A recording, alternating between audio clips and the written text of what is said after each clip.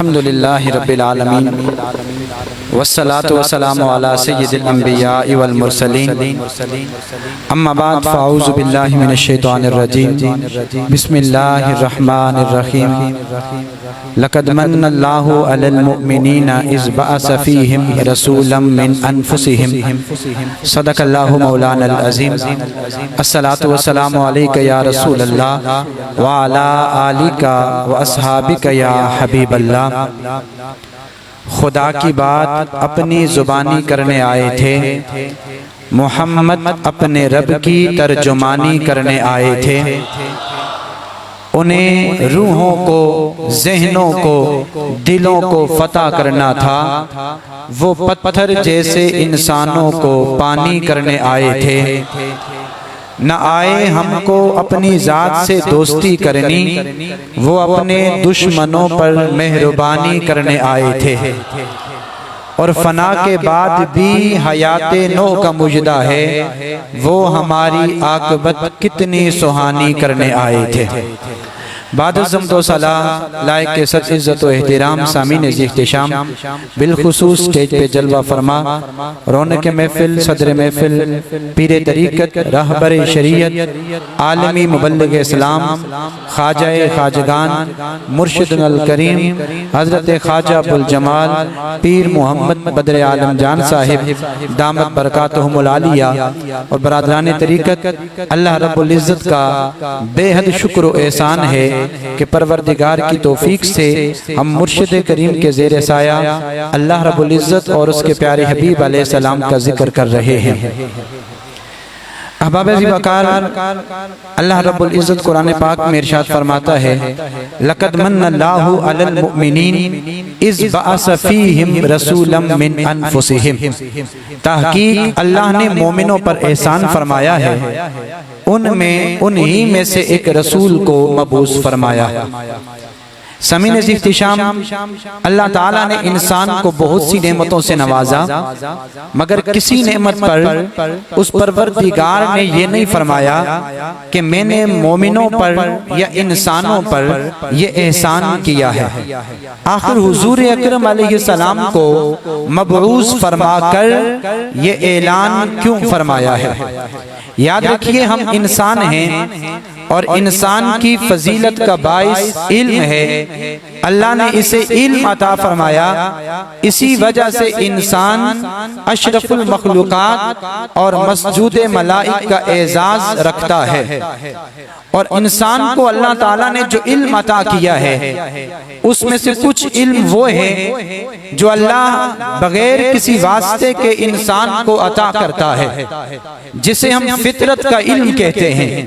ہر انسان اپنی بنیادی ضروریات کے بارے میں بغیر کسی واسطے کے جانتا ہے، اور کچھ علوم وہ ہیں جو انسان کسی واسطے سے حاصل کرتا ہے، جنہیں ہم حواس ہمسا کہتے ہیں کہ انسان سننے سے، دیکھنے سے، سونگنے سے، چکھنے سے اور چھونے سے اشیاء کے بارے میں علم حاصل کرتا ہے۔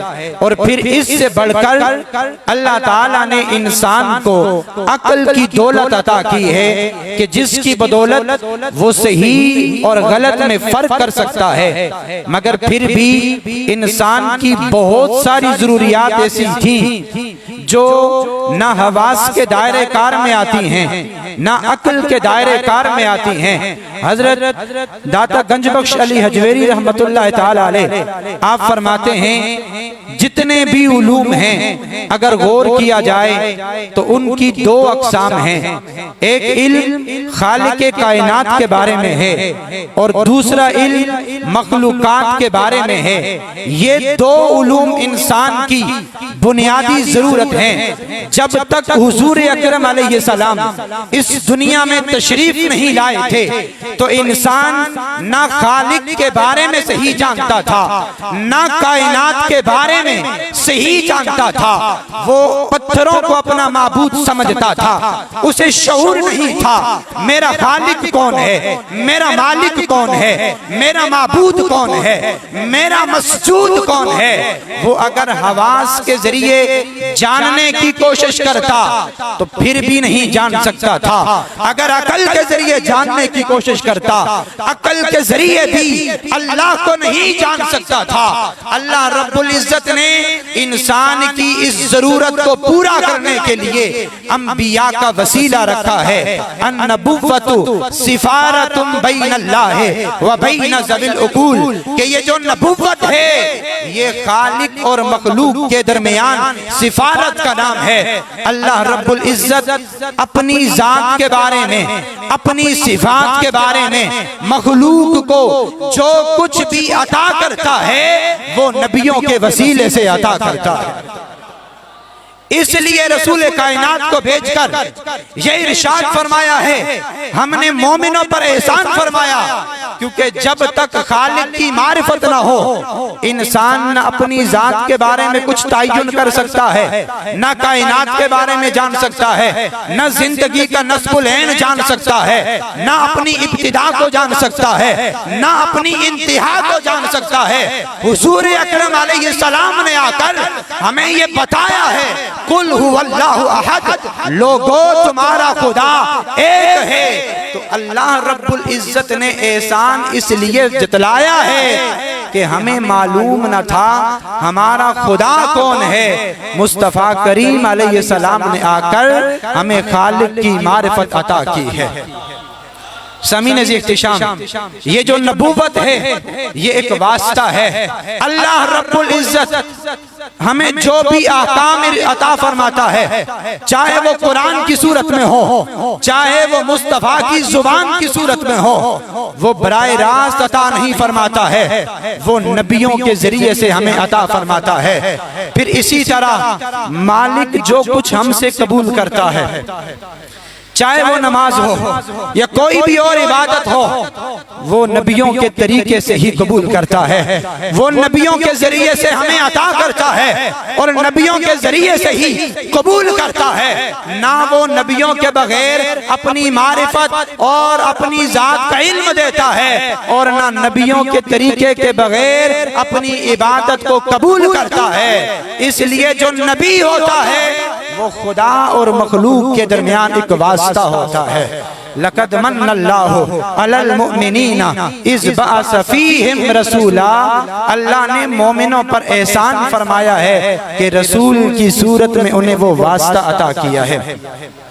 اسی طرح سامعین عزیز احتشام، اگر انسان اپنے بارے میں دیکھے، جب تک حضور اکرم علیہ السلام کی جلوہ گری نہیں ہوئی تھی، ہمیں معلوم نہیں تھا ہم کون ہیں، کہاں سے آئے ہیں، ہماری زندگی کا مقصد کیا ہے، ہمارا خاتمہ کیا ہوگا۔ حضور اکرم علیہ السلام نے آ کر ہمیں یہ شعور دیا ہے، تم جنتوں سے آئے ہو، تمہاری اصل آدم صفی اللہ ہے، تم اللہ کے نائب ہو، اللہ کے خلیفہ ہو، اللہ نے یہ ساری کائنات تمہارے لیے بنائی ہے، اور سن لو یہ زندگی گزار کر تم مٹی میں مل نہیں جاؤ گے بلکہ ایک الگ جہان میں چلے جاؤ گے، پھر وہاں سے ہو کر روز محشر اٹھو گے، جس جنت سے آئے تھے وہی جنت تمہارا ٹھکانہ بن جائے گی۔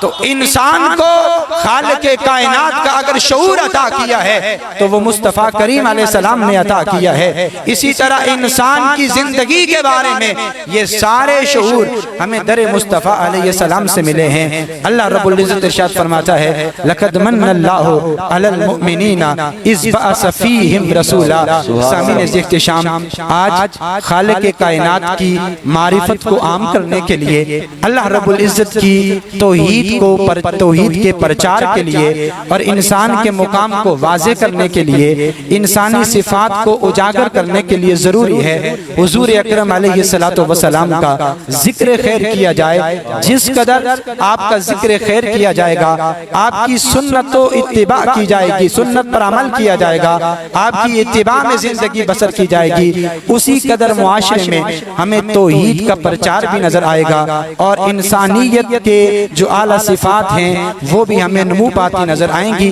اللہ رب العزت ہمیں حضور اکرم علیہ السلام سے محبت کرنے، آپ کی اتباع میں زندگی بسر کرنے کی توفیق عطا فرمائے۔ وآخر دعوانا الحمدللہ رب العالمین۔